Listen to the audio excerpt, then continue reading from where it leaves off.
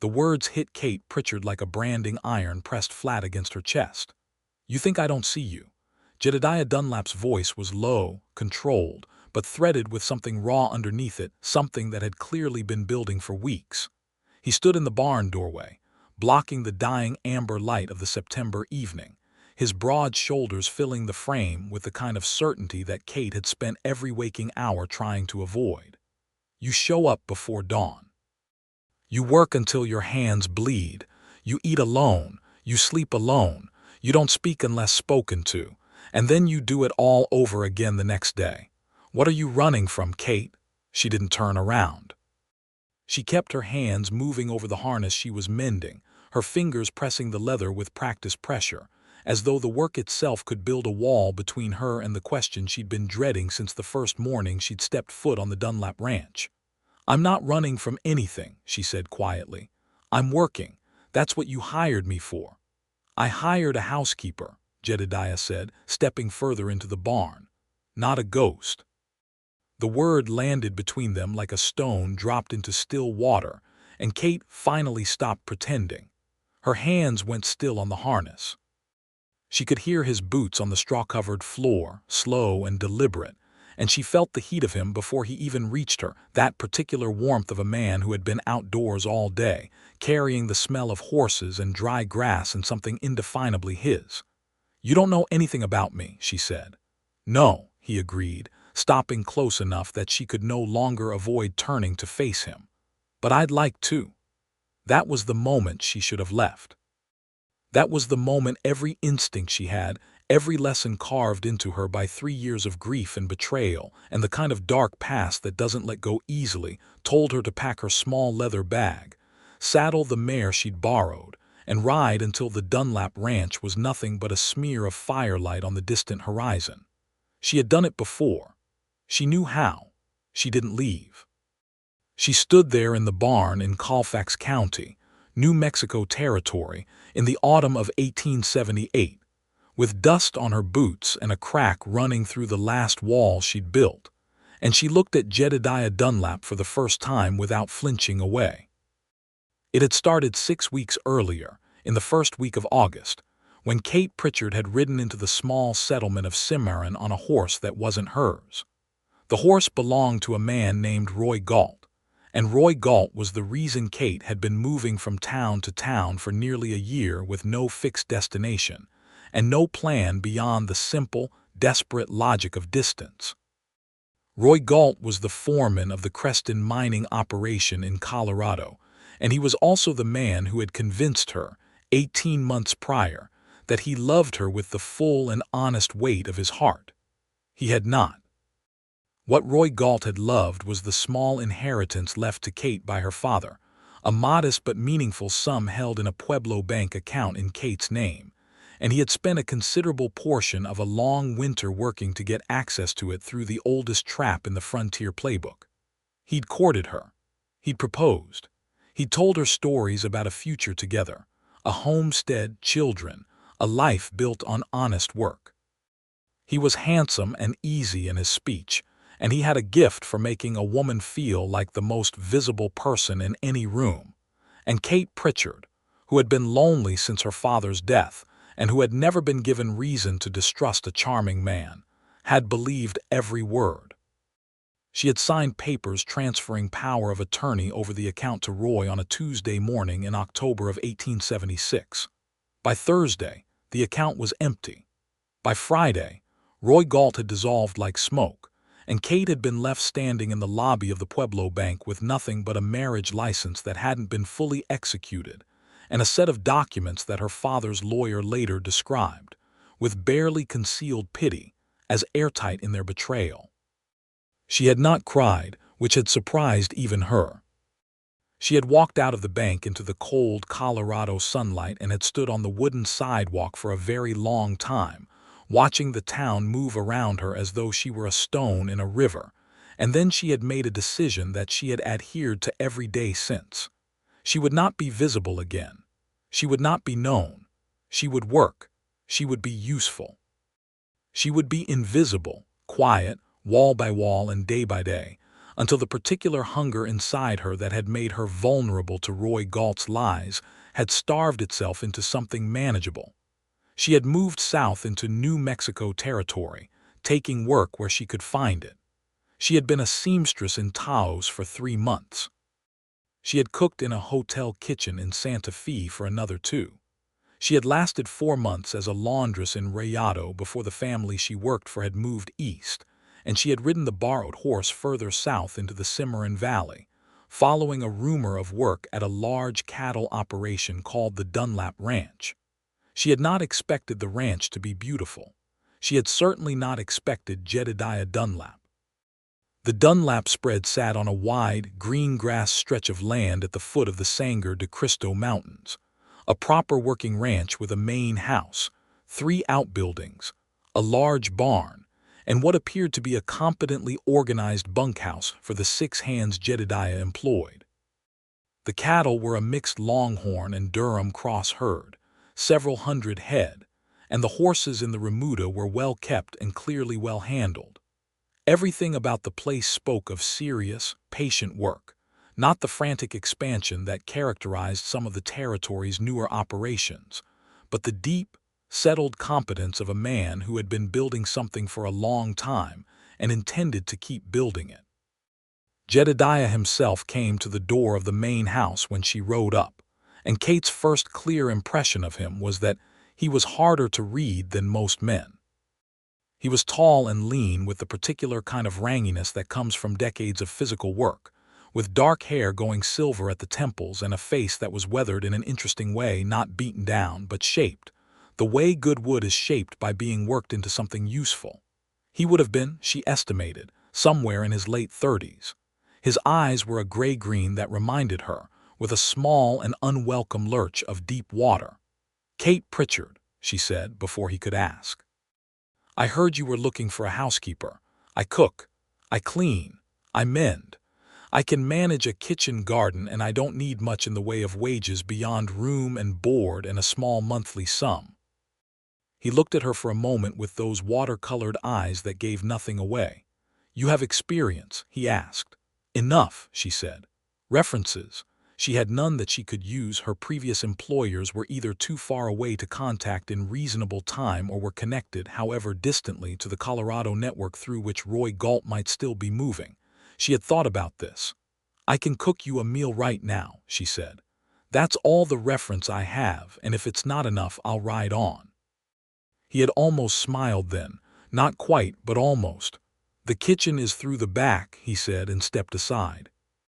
She had cooked him a beefsteak with dried chili gravy and cornbread with the ingredients she found in his kitchen, which was reasonably stocked and reasonably disorganized, and she had set it on the table and stepped back while he ate. She stood by the window and watched the last of the evening light on the mountains while he finished the meal, and she had been careful not to look at him while he ate, because she had already noticed that Jedediah Dunlap was the kind of man it was dangerous to look at too long. "You're hired," he said when he pushed the plate back.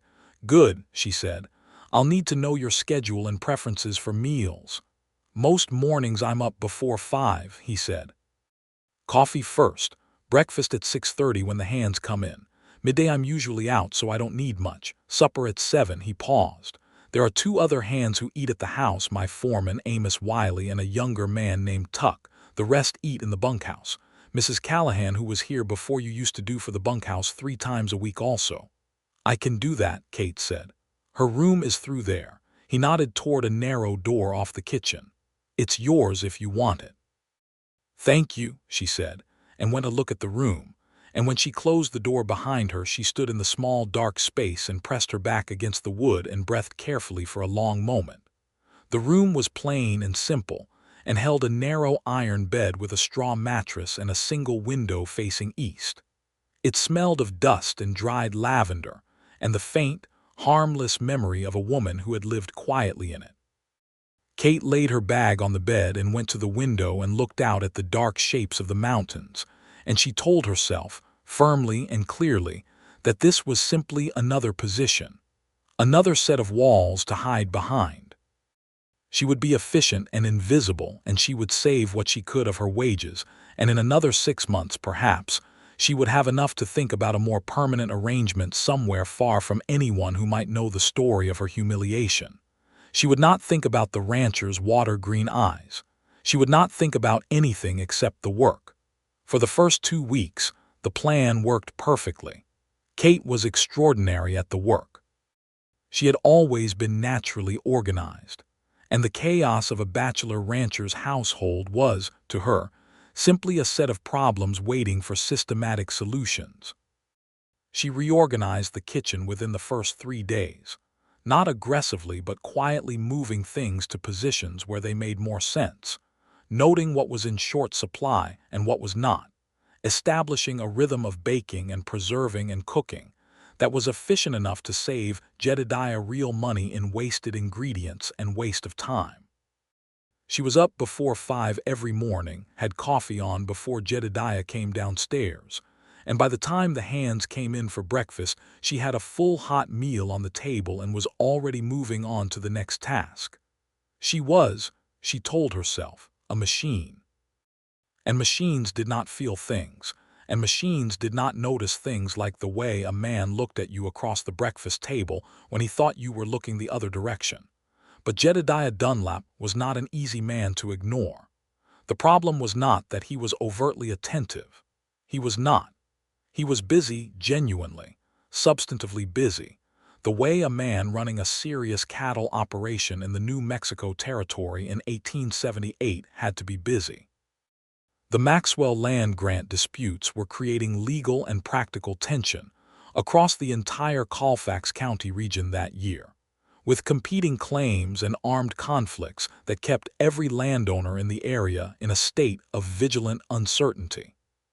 Jedediah had hired legal counsel in Cimarron and was engaged in the constant, careful work of protecting the legitimacy of his title. He rode out most days to check fence lines and cattle, and to meet with neighboring ranchers, and he came home in the evenings with the particular tired purposefulness of a man who had been fully engaged all day with something that mattered. He was not pursuing her. He was not paying her particular attention beyond what was courteous and practical. But he noticed things. That was the problem. That was what Kate had not accounted for. On the 5th morning, he came into the kitchen for his coffee and paused, and she braced for the comment she expected about the rearrangement of the shelves or the new schedule she had posted near the stove. Instead, he looked at her hands. "You're left-handed," he said. "I am," she said, pouring his coffee. "That's why you moved the pot to the left side of the stove." He considered this for a moment, as though it were a mildly interesting piece of information about the world, and then sat down with his coffee and opened the ledger he usually read in the mornings. Kate stood very still for a second, because no one had ever noticed that. Not in any household she'd worked in, and not in the year she'd spent with Roy Galt, who had never once paid enough genuine attention to catalog a detail so small and so specific. She turned back to the stove. On the 9th day, he found her sitting on the fence rail of the horse paddock at dusk, just sitting, not doing anything, which was the one indulgence she permitted herself 15 minutes in the early evening before supper when she sat outside and tried to let the mountains do whatever mountains do when they steady a person. She heard him come up behind her and she started to stand. "Sit," he said quietly. "I'm just checking on the gray mare. She's been favoring her left foreleg." He moved past her to the paddock and spent several minutes with the mare, running his hands down the horse's leg with the focused gentleness that Kate recognized as genuine skill. She watched him without meaning to. He spoke to the mare in a low, continuous murmur, not babying talk but actual sentences, the kind of quiet conversation that a person gives to something they respect. "She's all right," he said when he came back toward the fence. "Just a small stone bruise. She'll be fine in a few days." He paused and looked at the mountains the way Kate looked at them, and the light was going gold and copper on the peaks, and the silence between them was the kind that didn't demand filling. "You can stay," he added. "I didn't mean to interrupt your thinking." Kate opened her mouth to say that she hadn't been thinking, that she was just resting, that she wasn't the kind of person who needed the mountains for anything. And then she closed it again, because something about the evening and the gold light and the quiet respectfulness of the man standing 6 feet from her made the lie feel too heavy to lift. "Thank you," she said instead. He nodded and walked back toward the house, and Kate sat on the fence rail for another 10 minutes feeling a warmth across her sternum that she recognized with alarm as something she could not afford. The third and fourth weeks brought a new phase of trouble, because Jedediah Dunlap's foreman, Amos Wiley, was a friendly and perceptive man of 50 or so who had apparently appointed himself the unofficial social coordinator of the ranch. Amos had been with Jedediah for 11 years and had the comfortable authority of a trusted lieutenant, and he had taken an immediate and cheerful interest in Kate that was entirely non-threatening and almost entirely inconvenient. "Where are you from originally?" he asked her on the third morning, leaning on the kitchen doorframe while she moved efficiently between the stove and the prep table. "East," she said. "East is a big place," he said. "Kansas," she said, because it was close enough to the truth and far enough from Colorado to be safe. "Family. My father passed 2 years ago." She handed Amos the plate of biscuits to take to the table. "Thank you, Amos." He recognized the dismissal for what it was and accepted it without offense, but the next morning he was back with more questions, not in a prying way but in the manner of a man who simply liked people and found silence uncomfortable. Kate answered him carefully, giving just enough to satisfy without opening anything that could be explored. What she did not anticipate was that Amos, in his friendly and talkative way, was relaying these conversational fragments to Jedediah. She realized this when Jedediah said one evening, in a tone that was carefully casual, "Amos mentioned your father was a cattle man." Kate turned from the stove. "He had a small operation in Kansas," she said. "Mostly wheat, a beet. Not cattle then." "Not primarily," she said carefully. "He didn't press. He sat down and opened his ledger." But Kate understood with a cold clarity that she had contradicted something she must have said to Amos, and that Jedediah had noted it. Not accusingly, not with any visible suspicion. He had simply filed it away in that careful, attentive mind of his, the way a man who ran a serious operation filed away discrepancies in his accounts. She was more careful after that, more contained. She took fewer walks in the evening, ate her own meals in the kitchen rather than at the table, spoke less. If there was a wall she hadn't yet built, she built it.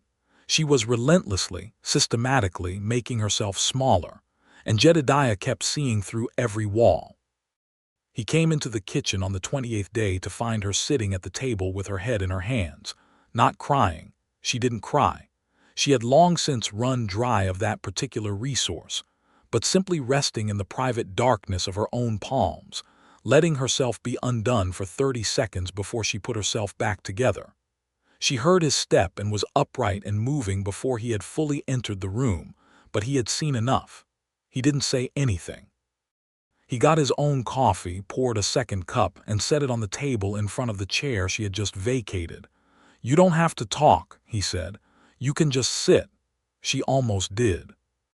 She almost sat back down and wrapped her hands around that cup of coffee and let herself exist in the same warm space as another human being without performing anything. The pull of it was enormous and terrifying. "I have bread rising," she said, and went to the back room. On the 32nd day, a man rode in. He was not Roy Galt. Kate knew from the first moment she saw him through the kitchen window that he was not Roy, because Roy was broader and dark-haired where this man was lean and sandy.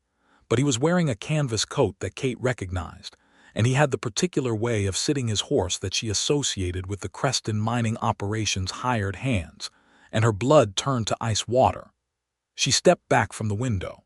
She pressed herself against the wall beside the pantry door and stood very still, cataloging what she knew. Roy had contacts throughout the territory. He had sent men before, not to hurt her. He wasn't that kind of man. He was a thief, not a killer, but to locate her, because there was apparently a legal proceeding of some kind that he wanted either her participation in or her continued absence from, and she had not been entirely clear on which when she'd left Colorado. Either way, being found was a danger she had been treating as existential. She heard Jedediah's voice outside, the low, measured tone of a man greeting a stranger. She could not hear what was said. She heard the stranger's horse shift and blow. She counted seconds. After 7 minutes, she heard the horse move away at a walk. She did not come out of the kitchen until supper. When she set the plates down, Jedediah looked at her for a moment, not pointedly, just the way he looked at things gathering information. "Fellow was looking for work," he said without preamble. "Did you hire him?" Kate asked because she could not think of anything else to say. "No," Jedediah said. "He didn't strike me as a working man." A silence. "He asked about my staff," Jedediah added, still in that same even tone, cutting his steak. "Whether I had a woman working in the house." Kate sat down. She had not intended to sit down. Her legs simply made the decision for her. "What did you tell him?" she asked. Jedediah's water-green eyes came up to hers. "I told him I employed a cook, but that she wasn't here, that she'd gone to Cimarron with Amos for supplies." Kate said nothing. She could not speak. A specific tightness had taken up residence beneath her ribs that she recognized as the physical sensation of someone having protected you without being asked to. "I don't know your situation," Jedediah said carefully, "and I'm not asking you to tell me. But if there's something I should be aware of for the security of the ranch, I'd want to know." "It's nothing to do with the ranch," Kate said quietly. "All right," he said, and returned to his meal. And the conversation was over, except that it was not over, because something had shifted in the room that Kate could feel in her skin. Some reconfiguration of the distance between them that was not smaller exactly, but was different in a way she didn't have vocabulary for. She did the dishes alone that night and went to her room and sat on the edge of the iron bed and thought about the fact that Jedediah Dunlap had lied to a stranger for her without hesitation and without asking anything in return. And she thought about what that meant, and she was afraid of what it meant, and she was more afraid of how much it meant to her. She told herself it was nothing. She told herself it was simply the practical action of a man who had hired her and wanted to keep his household functioning without disruption. She told herself she was reading significance into a casual lie that had cost him nothing. She was good at telling herself things. She was getting worse at believing them. It was in the 5th week that the land trouble reached a new intensity. 2 ranchers in the county had received letters from representatives of the English Land Company, the Maxwell Land Grant Company, asserting their legal right to land that the ranchers had been working for years. One of those ranchers, a man named Carl Brewer who spread bordered Jedediah's to the north, came to the Dunlap ranch on a Thursday evening with 3 of his hands and a face like a thundercloud. Kate was in the kitchen listening without intending to as the men sat at the large table in the main room and spread papers out and talked in the hard, low voices of men who are very angry and working to stay controlled. She understood enough of the situation to know that the Maxwell land grant dispute was not a simple disagreement. It was an organized attempt to dispossess a significant number of settlers and ranchers who had been living on and improving land for years, and it had already resulted in violence elsewhere in the territory. The Colfax County War, people called it, though it had never been one clean war but an ongoing series of confrontations between the land company and the settlers who refused to accept that the ground under their feet belonged to someone who had never broken it.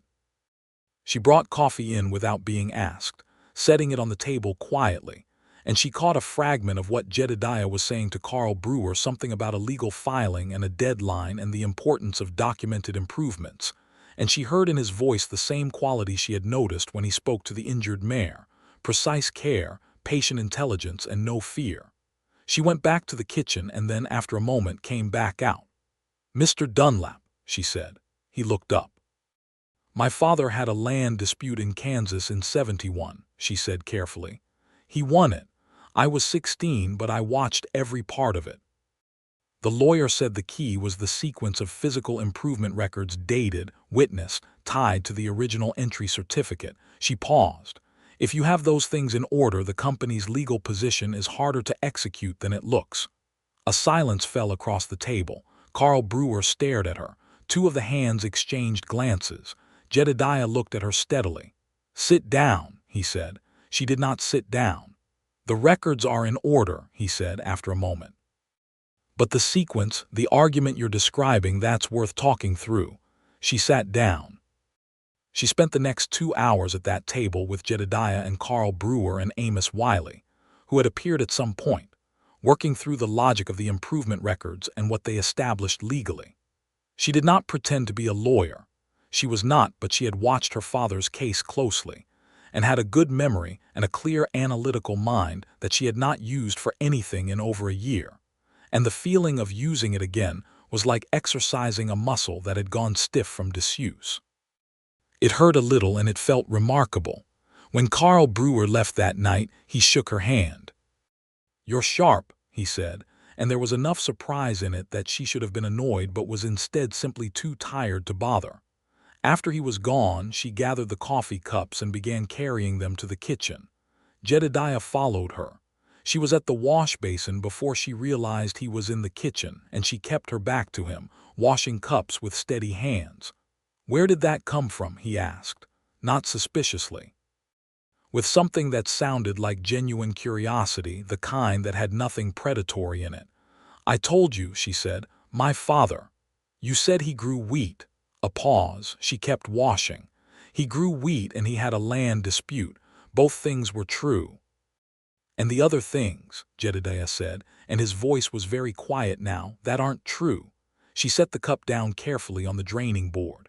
The water was warm and the kitchen smelled of coffee and the dried herb bundles she had hung from the rafters, and the mountains outside were dark and the night was very clear and full of stars. "I'm not dangerous to you," she said. "Whatever I've kept to myself, it's not dangerous to you or to this ranch." "I never thought it was," he said.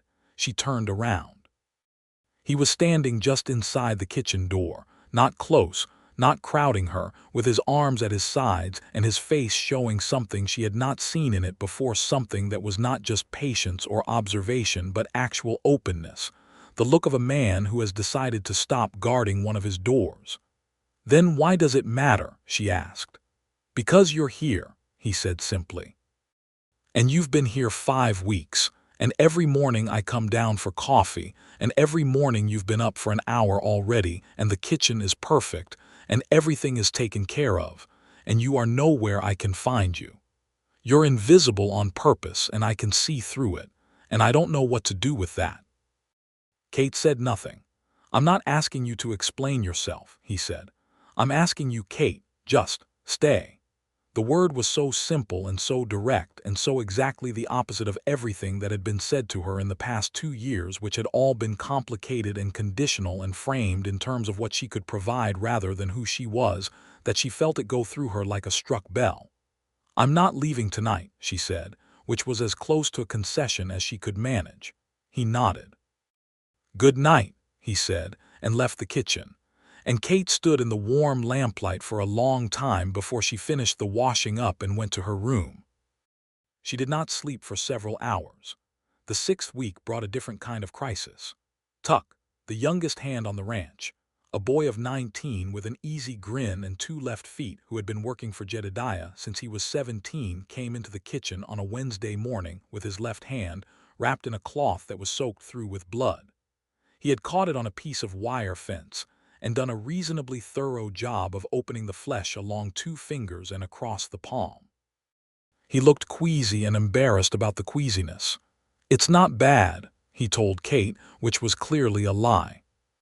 Kate unwrapped the hand with the same systematic calm she applied to everything, assessed it, cleaned it with the carbolic acid she kept in the kitchen for exactly this kind of occurrence, and bound it tightly with clean linen bandaging from the medical kit.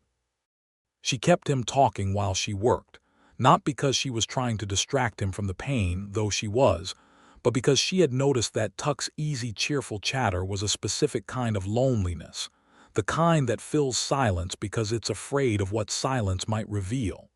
She recognized the pattern because she was, in some ways, its inverse. "You got family near here?" she asked, wrapping his hand. "Nope," he said, and the single syllable had a weight she hadn't heard in his voice before. Both gone, Pa in 74, Ma just last year, that's why I came south. Kate tied off the bandaging. She looked at his face, young and trying to be easy about things that were not easy. I'm sorry, she said. And then, because the word felt inadequate and she was in an unusually open mood for reasons she was trying not to examine, my father died in 76. I know what the first year is like. Tuck looked at her with something startled and grateful. That's recent, he said. Yes, she agreed. Were you close? Very, she said. She had not said that aloud to anyone in over a year.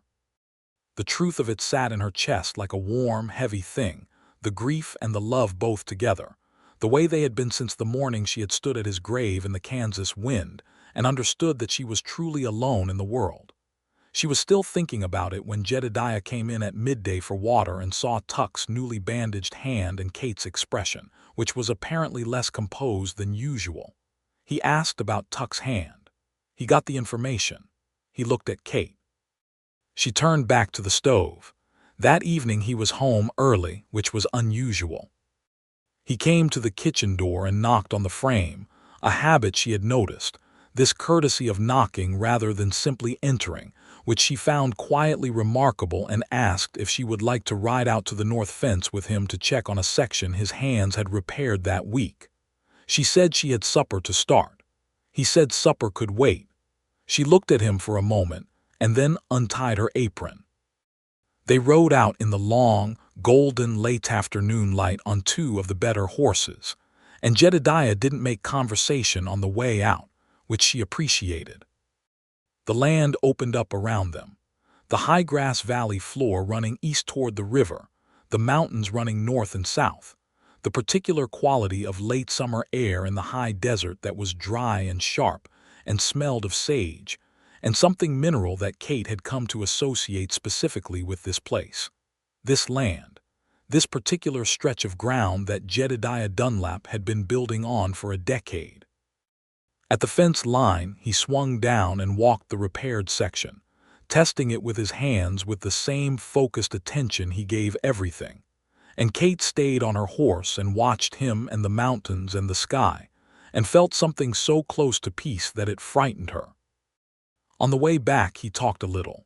He told her about the ranch, not in the way a man brags about possessions, but in the way a person talks about something they built and are still building and haven't finished loving.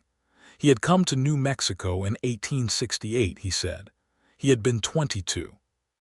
He had worked on 3 other spreads for 5 years before he had enough money to put a down on this land, and then he had spent the next 5 years making it into what it was, and he intended to spend the next 20 doing the same, adding to it and improving it and maybe eventually passing it on to someone.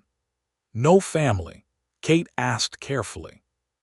I had a wife, he said, without excessive weight but without lightness either.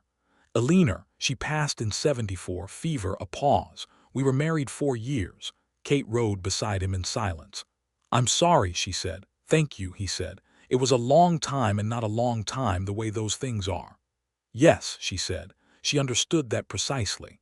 They rode in silence the rest of the way in, a different silence than the one they'd ridden out in fuller, more inhabited. When they got back and she took her horse to the barn, she stood for a moment in the animal warmth of the stalls and thought about grief, and about the particular way 2 people who have both lost something can sometimes see each other more clearly for it, because the loss has stripped away certain pretenses. She did not let herself think too much further than that. She went back to the kitchen and made supper. In the 7th week of Kate's employment at the Dunlap Ranch, Roy Galt came to Cimarron. She learned this not through any direct contact but through Amos, who went into town for supplies on a Tuesday and came back in the late afternoon and mentioned casually, while washing his hands at the pump, that there was a man in town asking questions about a woman named Kate Pritchard, whether anyone had seen her, whether she had passed through recently. The man had a Colorado manner about him, Amos said, and had been talking to the hotel owner and the mercantile. Amos said all of this in the same conversational tone he used for everything, without looking at Kate directly, as though he were simply reporting news of no particular significance, and Kate understood that Amos Wiley was a great deal more perceptive than his sociable exterior suggested. "Thank you, Amos," she said. That night she packed her bag. She did it quickly and efficiently, the way she had done it in Taos and Santa Fe and Rayado, rolling her spare dress and her small collection of practical necessities into the leather bag, and setting it near the door of her room where she could take it in seconds. She told herself that she had known this would happen, and that the plan had always been to move on before being found, and that there was no reason this should feel different than the other times. It felt entirely different from the other times. She sat on the edge of the bed in the dark room and listened to the sounds of the ranch settling for the night, the distant low of cattle, the creak of the main house timbers in the evening wind, the particular sound of Jedediah's boot on the stairs as he went up to his room at the end of the hallway. And she was aware of a grief that was immediate and specific, not about the past, but about this place, this kitchen, this fence rail at dusk. This water-green-eyed man who knocked on door frames and lied to strangers on her behalf and saw through every wall she built. She sat with the bag beside her and did not sleep. At 3 in the morning, she got up and put the bag under the bed. She stood in the middle of the small room in her nightdress and acknowledged, for the first time, with the honest and brutal clarity that insomnia sometimes provides, that she was not going to leave. Not because she couldn't, and not because she had nowhere to go, but because for the first time in 2 years she was somewhere she did not want to leave, and running from that feeling with the same reflexive terror she had applied to everything else since Roy Galt was not courage. It was cowardice dressed up as self-preservation. She went to the kitchen. She lit the lamp. She sat at the table. Jedediah found her there at 4:30 when he came down for coffee. He stopped in the doorway. He looked at her at the table with the lamp and the stillness of a woman who had been sitting for a long time with a significant thought. He didn't say good morning. He got the coffee going, and then he sat down across from her, and he waited. Kate looked at the lamplight on the table between them. She thought about walls and the futility of them against a man who could see through them without even trying. She thought about the bag under the bed and the road south and the life of perpetual, careful invisibility she had been constructing around herself like a shell. "His name is Roy Galt," she said. She told him all of it. She told him about the courtship and the inheritance and the papers and the empty bank account and the Tuesday to Friday of her destruction. She told it plainly, without self-pity, in the exact same tone she would have used to describe someone else's story, because that was the only way she could tell it.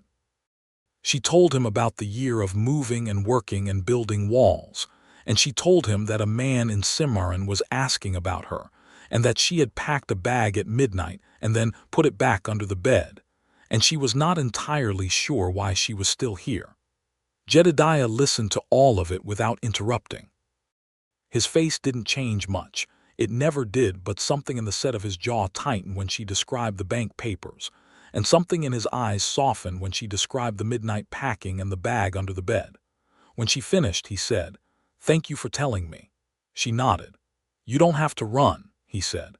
"This is a working ranch with 6 men and a foreman and a legal dispute already in progress that has made everybody on this land very aware of their boundaries. Roy Galt doesn't have any legitimate claim that could bring him here with any kind of authority." "I know that," Kate said. "It's not about legal authority. It's about being found, being visible to him. Being the woman that story belongs to." Jedediah was quiet for a moment. "That story doesn't belong to you," he said.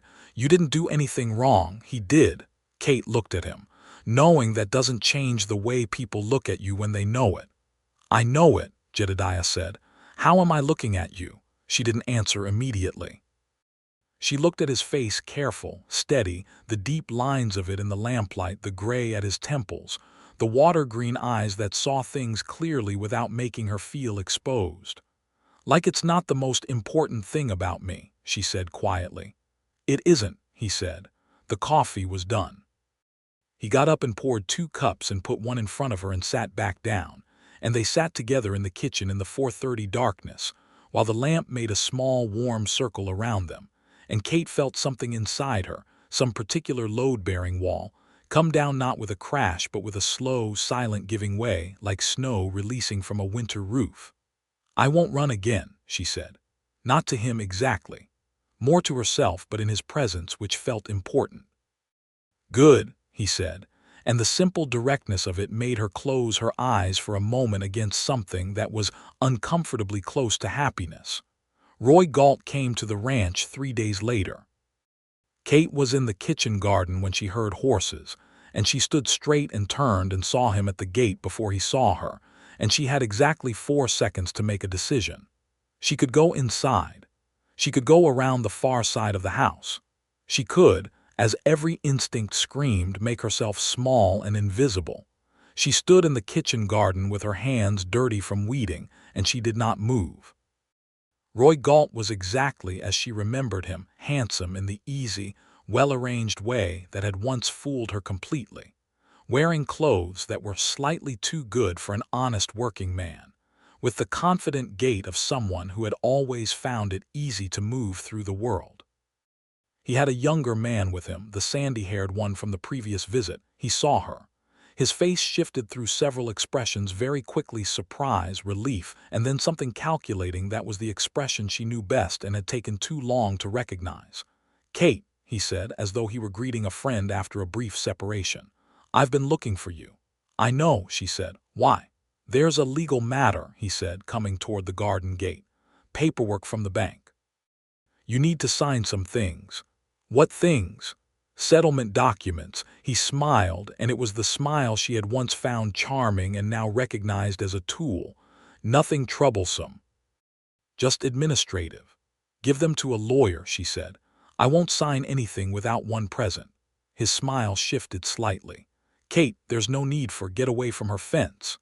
Jedediah's voice came from behind her, and Kate turned to find him standing 10 yards back with Amos Wiley beside him, and 2 other hands visible further back by the barn. He was not armed, no rifle, no holstered gun in sight, but there was something in his bearing that made the weapons beside the point. He moved through the gate and came to stand beside Kate, and the ease and certainty of that positioning, beside her, not in front of her, was something she would think about for a long time afterward. "This is a private matter," Roy said, with the particular smoothness of a man who has talked his way out of everything. "You're on my land," Jedediah said, "which makes it my matter. What are you asking her to sign?" "Settlement documents," Kate said before Roy could answer. "From a bank transaction in Pueblo." "Is it legitimate?" Jedediah asked, not looking away from Roy. "That's between Kate and—" "Then you'll have no objection to her lawyer reviewing it," Jedediah said.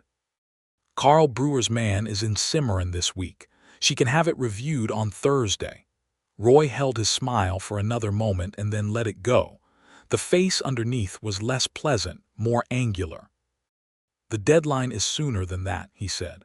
"Then extend the deadline," Jedediah said. "Or we'll assume the documents aren't what you say they are and advise Kate accordingly." A silence. Roy looked at Kate. Kate looked back at him, and what she felt was not fear. She had expected fear, but something simpler and more resolved.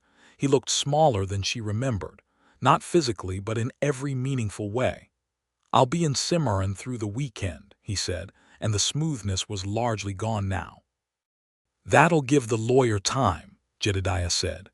Roy looked at them both once more, and then turned and walked back to his horse, and he and the sandy-haired man rode out.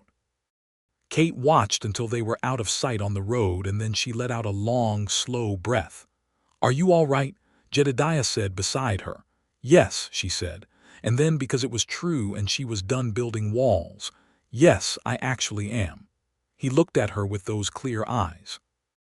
"Good," he said, and turned toward the barn, and Amos fell in beside him, and Kate stood in the kitchen garden in the clean New Mexico morning with dirty hands and a remarkable absence of fear, and let herself feel the specific warmth of having been stood beside. Jedediah's lawyer, a sharp, thin man named Mr.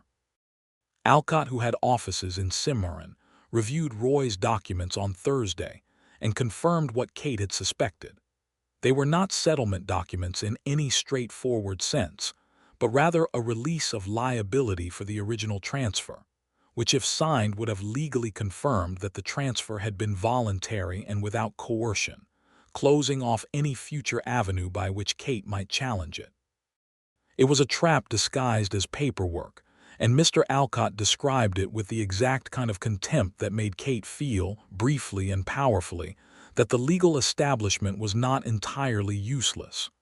"You don't sign this," Alcott said flatly. "I wasn't going to," Kate said. "Good woman," Alcott said. Roy Galt left Cimarron by the following Monday without any further contact, and Kate watched the road south for 2 days afterward out of habit and then stopped watching, because he was gone, and the particular weight of the year-long fear of being found had been replaced by something lighter and more breathable. She began sleeping better. She began eating at the main table with Jedediah and Amos and Tuck, because the reason she had been eating in the kitchen had always been the wall, and the wall was mostly down now, and there was no logical reason to maintain the architecture of something that had been dismantled. October came in with a sweep of cold air from the mountains that tasted of snow and pine, and the ranch shifted into the particular gear of pre-winter preparation. Extra hay cutting, fence inspection, cattle counts, the laying in of supplies. Kate was busy in ways she found genuinely satisfying, putting up the last of the kitchen garden produce in the form of preserved tomatoes and dried chilies and pickled vegetables, patching the insulation around the root cellar door, working with Amos on an inventory of the dry goods that would need to be supplemented before the first hard snow. She was not unhappy. This was a fact that took her by surprise daily, like a small, unexpected gift. Jedediah began finding reasons to be in the kitchen in the evenings when the work was done. Not obvious reasons, not invented reasons, but real ones: a ledger that needed the table, a map that needed to be spread out and looked at. He did not intrude on her space. He was scrupulously respectful of the room as her territory. But he was there, and she was there, and the evenings had a quality she could not name, except that they were full of something that kept her from going to her room at 8 o'clock the way she used to. One evening in mid-October, he asked her to look at a section of his improvement records, not for legal reasons, but because he was reorganizing the filing system and wanted a second eye on the chronological sequence, and she had demonstrated that she had a talent for that kind of structural logic. They sat at the kitchen table with the lamp between them and the papers spread out, and they worked through it together for 2 hours, and at some point Kate noticed that his shoulder was an inch from hers and that she was not thinking about it. She was just sitting with it, the warmth and the nearness of him, and it did not feel dangerous. It felt like coming home to a home she had never been in before. She looked up and found him looking at her, not at the papers. "What?" she said. "Nothing," he said, but he didn't look away. "Jedediah," she said, and it was the first time she had used his full name without the mister. She had been careful about that, careful about what names meant, and she heard something happen in the room when she said it, some shift in the quality of the air. "I think about you a great deal," he said. "I want to be honest with you about that. I'm not trying to make your situation complicated." Kate looked at the lamp between them. She thought about Roy Galt and the bank in Pueblo and the year of walls, and she thought about this man who had seen through every wall without using the gap for anything predatory. "You don't make it complicated," she said. "You make it, you're the least complicated person I've been near in years." He seemed to understand what that meant and how much it meant. "Is that a good thing?" he asked quietly. "Yes," she said. The first time he touched her, it was her hand, across the table, in a gesture that was so simply and quietly intentional that it could not be misread. His fingers covered hers, not grasping, not claiming, just there, in the way of a man who wanted to close a distance he'd been keeping out of respect for her wariness. Kate looked at their hands on the table. His were rough with work, scarred in small ways, the hands of a decade of honest building. Hers were not soft. She had been working too long for soft, but they were smaller, and they fit within the cover of his in a way that felt, with the kind of clarity that bypasses analysis, exactly right. She turned her hand and held his back. He exhaled. A small sound, barely audible, but she heard it, and she understood that he had been carrying something with as much careful quiet as she had, the weight of a feeling held in check out of respect for her walls, and the exhale was the release of that particular held breath. "I have to tell you something," she said. "All right," he said. "I don't know how to do this slowly," she said. "I don't mean I need slow, I do, but I mean I don't know how to do the careful approach, the courtship. The pretending not to feel what I feel while I feel it. I've been doing that since August and it's exhausting and I'm not good at it." He almost smiled. "You're very good at it, actually," he said. "You're extraordinary at it. I've never worked harder to simply be in the same room as a person." She looked at him, and the smile that had been hiding in her for weeks came out, not the careful, controlled, small smile she had been permitting herself, but a real one. And she saw something happen in his face when she smiled at him that she would think about later as the moment she was sure of him. "I'm trying to stop," she said. "Please," he said. November arrived with the first real snow. 3 inches overnight that turned the Cimarron Valley into a white and silver silence that Kate stood at the kitchen window, watching for a long time before the morning's work demanded her attention. The ranch had a particular beauty in snow, the dark shapes of the cattle grouped near the hay, and the smoke coming from the bunkhouse and the main house, and the clear tracks of boots and hooves in the white ground, and she had come to love it in a way she associated with the specific quality of belonging somewhere. She and Jedediah did not rush toward anything.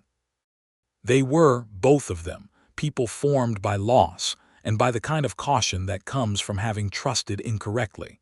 And there was an implicit shared understanding that what was growing between them was too valuable to treat carelessly. He brought her a small bottle of rose water from Cimarron in the second week of November without comment, setting it on the kitchen table as though it had simply appeared there, and she put it on the windowsill of her room and looked at it in the mornings while she dressed. She made him a cake on his birthday, the 37th, which Amos told her about with the uncomplicated cheerfulness of a man who believed in birthday cakes, and he came into the kitchen and saw it on the table and stood very still for a moment before he said, quietly, "How did you know?" "Amos," she said. "Of course," he said, and the look he gave her over the cake was soft and direct and full of things he had not yet said. He said them in December. It was a still, cold evening in early December, with a fire in the main room and the snow deep outside, and Kate had come in from the kitchen to bank the fire for the night and found Jedediah sitting in the armchair by the hearth reading, his boots off and his feet on the hearthstone in the unconscious ease of a man in his own home. He looked up when she came in. She came to the fire and held her hands out to the warmth, and he put his book down and the room was quiet except for the fire and the wind outside. "Kate," he said. She turned. "I love you," he said, as simple as that, as clean and direct and uncomplicated as everything he did. She stood by the fire and let the words go into her without building anything between them. She had been afraid of this moment for months, had built her best remaining walls against it, and now that it was here she found that she had no walls left and that she was standing unprotected in the firelight, and it was the least frightening thing that had happened to her in years. "I love you," she said back. And then, because it felt important to be precise, "I love you in a way that is different from anything I've felt before, not louder, steadier." He got up from the armchair and crossed to her with the deliberate certainty that characterized all his physical movement, and he took her face in his hands with a gentleness that she would not have expected from hands that were so accustomed to hard work, and he kissed her beside the fire in his quiet ranch house at the foot of the Sangre de Cristo Mountains. And it was the kind of kiss that is not a beginning so much as a recognition, a confirmation of something that had been true for weeks and was only now being spoken aloud in the language that words couldn't quite manage. She kissed him back with everything she had kept behind walls for a year and a half, and the warmth of it was enormous and clean, like a fire that burns off something toxic and leaves only good heat. They were married in the spring. It was the second week of April in 1879, when the cottonwoods along the Cimarron River were coming into their first pale green, and the valley was soft with new grass, and the mountains still held snow on their upper slopes, and it was a small ceremony by the practical standards of frontier weddings held at the ranch, with Amos Wiley standing for Jedediah and Carl Brewer's wife, a warm and capable woman named Martha, standing with Kate because they had formed a genuine friendship over the months of the land dispute work, and Mr. Alcott the lawyer officiating because the circuit preacher was 2 weeks out. Kate wore a dress she had made herself from a deep blue wool that Jedediah had ordered from Santa Fe without telling her, which had arrived in February with a note that said only for the spring, if you want it. And she had stood in her small room with the folded wool in her arms, and cried for the first time since the bank in Pueblo, not from grief, but from the accumulated weight of being cared for. She wore the blue dress, and she stood beside Jedediah in the spring morning with the mountains behind them and the hands gathered in a respectful half-circle, and Amos, Wiley wiping his eyes with the back of his hand, and trying to look as though he wasn't, and she said her vows with the steady clarity of a woman who knew exactly what she was saying and meant every syllable. Jedediah said his with his eyes on her face the whole time, the way he did everything with his full and present attention, giving nothing less. Martha Brewer had baked a 3-layer cake, which was an extravagance in the territory, and which Kate ate 2 slices of, sitting on the porch steps with her husband beside her and the cottonwood green in the distance. And Tuck played a fiddle with more enthusiasm than technique, and Amos danced with Martha, and the day had the specific quality of joy that is earned, the kind that contains the memory of its opposite and is made richer by it. That evening, after the guests had ridden home and the hands had retired to the bunkhouse and the ranch was quiet in the spring dark, Kate sat on the porch in the blue dress and watched the stars, which were enormous and cold and impossibly numerous in the New Mexico sky, and Jedediah came out and sat beside her, their shoulders touching. "You're not going anywhere," he said. Not a question, not a demand. A statement, but soft at the edges, like a man who needs to say aloud a thing he has been holding with care. "No," she said, "I'm not going anywhere." He put his arm around her and she leaned into him, and they sat in the spring dark and watched the stars, and Kate thought about the leather bag under the narrow iron bed in the room that was now a storage room because she had moved into the main bedroom at the front of the house, and she thought about all the roads she had ridden, and all the walls she had built, and the specific miracle of ending up here, in this place, against this man's shoulder, with nowhere else in the world she needed to be. She moved the bag from under the bed to the top shelf of the wardrobe closet the next day. Not because she needed to, but because it felt like the right thing to keep it visible, where she could see it and choose every day not to pack it, which was a different thing than hiding it. Jedediah saw it on the shelf when she opened the closet that evening, and he looked at it, and then at her with those water-green eyes and said nothing, because there was nothing to say, and she understood that his saying nothing was a kind of perfect comprehension, the kind she had stopped believing she would find in another person. Summer came in fast and hot, the grass going golden in the valley and the cattle fattening on good water and good forage, and the Dunlap ranch had a prosperous season. The Maxwell land grant situation had stabilized enough that the most acute threat had receded, partly through the legal pressure that Jedediah and several neighboring ranchers had been organizing, and partly through the broader political pressure that was beginning to shift some of the territory's legal landscape. Carl Brewer's land was secure. Jedediah's title was solid. The Colfax County War was grinding towards something that was not exactly resolution, but was at least a diminishment. Kate ran the household and the kitchen with the efficiency she had always brought to it, but it was a different kind of efficiency now, not the hollow, wall-building efficiency of a woman trying to disappear into work, but the engaged, purposeful efficiency of someone who was running something she cared about. She organized a larger kitchen garden and expanded the preserved food operation enough that they were supplying the bunkhouse and occasionally trading surplus with Martha Brewer. She kept Jedediah's records in better order than they had been before, and had a working relationship with Mr. Alcott that was mutually useful. She knew the names of all the cattle hands' horses and remembered which ones had specific habits and quirks, and she had, over the course of a season, become something that she had not expected to become, part of the fabric of the place. Tuck came to her one August morning with a letter he had written and could not read back, his handwriting being functional but his reading still unreliable, and she read it to him. It was a letter to a girl in Cimarron named Clara, and corrected 2 substantive errors and helped him draft a better version. And Tuck took it to town with the expression of a man holding something precious, and she watched him go and felt the particular warmth of being useful in ways that were not just practical. In September, exactly 1 year after that evening in the barn, when Jedediah had asked what she was running from, Kate discovered that she was expecting a child.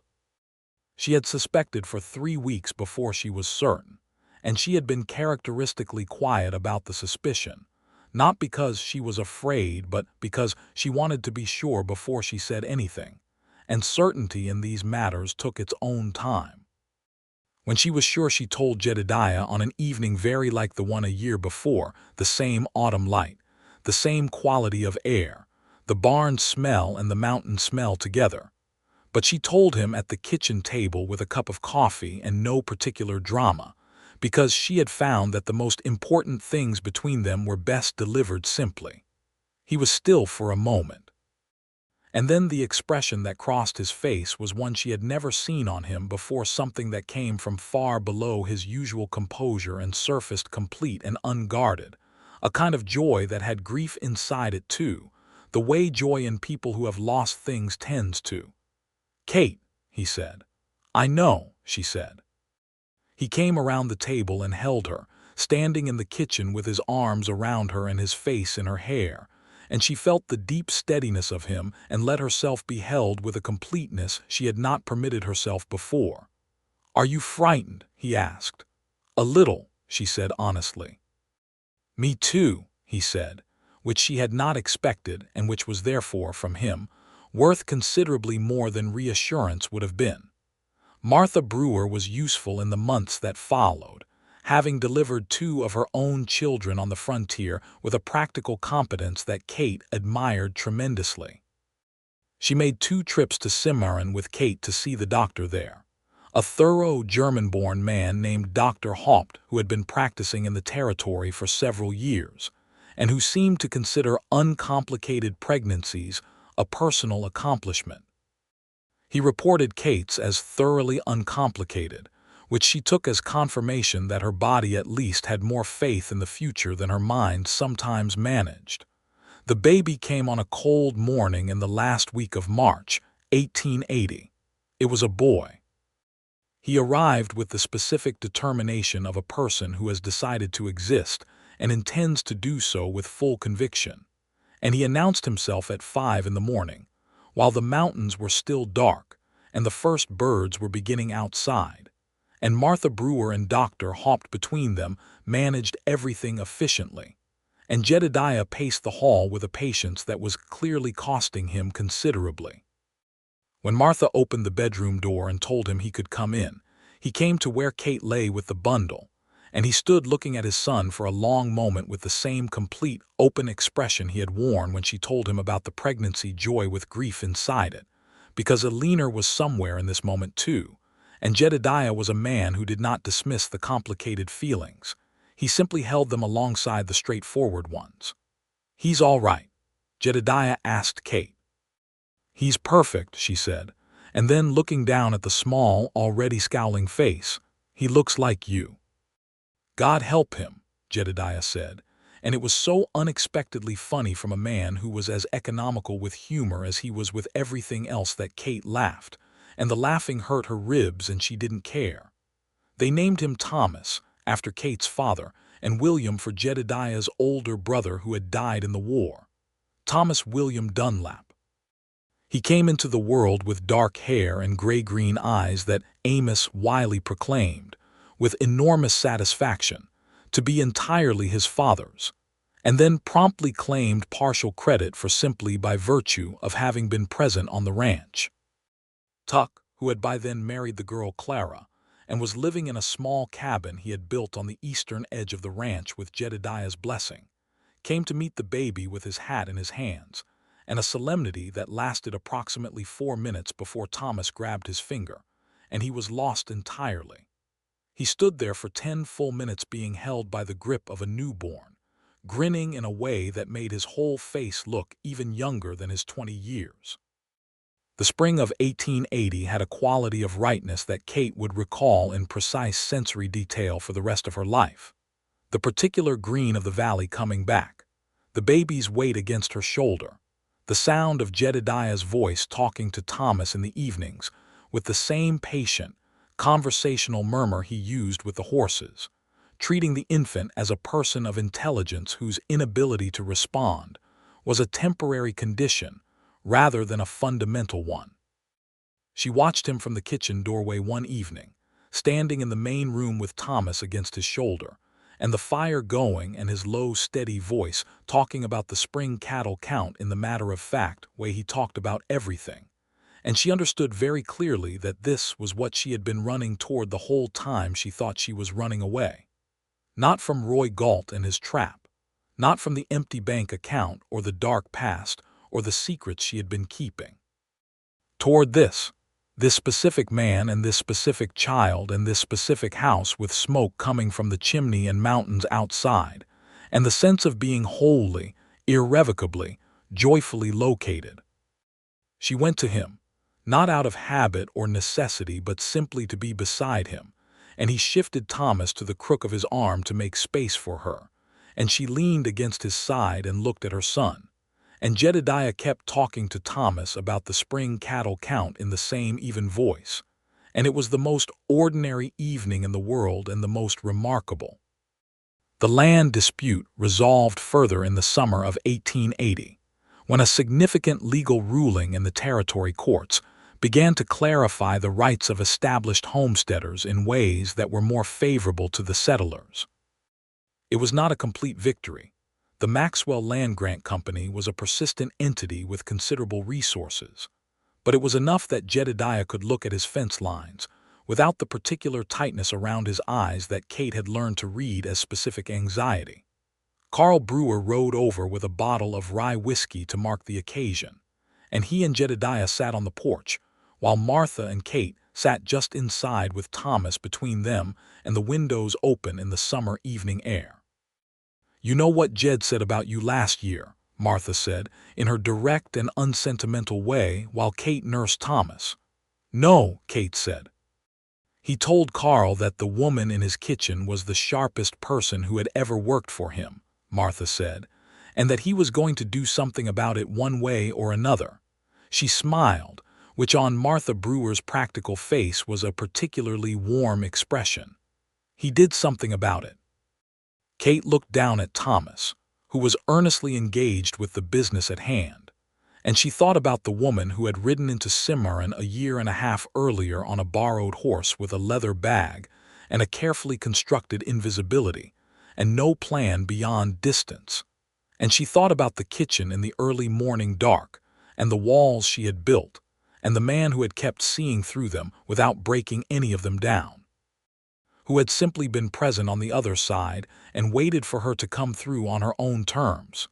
"He did," she said. By the autumn of 1880, the Dunlap Ranch had expanded its cattle operation by a modest but meaningful 20%, which Jedediah attributed to better forage management and Kate suspected was also attributable to his absolute refusal to take on more than his land could support sustainably, a patience that was characteristic and that she had come to see as one of the profound organizing principles of who he was. He built things right, or he didn't build them. Thomas grew with the same purposeful speed that characterized his arrival, and by the time he was pulling himself upright against the furniture legs, he was already developing what Kate recognized as his father's particular focus. The way he would fix on a task with complete attention and return to it repeatedly, until he had achieved what he was attempting. He had Kate's stubborn patience and Jedediah's quiet assessment, and the combination was already notable enough that Amos Wiley was making predictions about the boy's future management of the ranch that were probably premature for a 10-month-old. Amos Wiley was, Kate had concluded, the person most satisfied by the entire trajectory of events.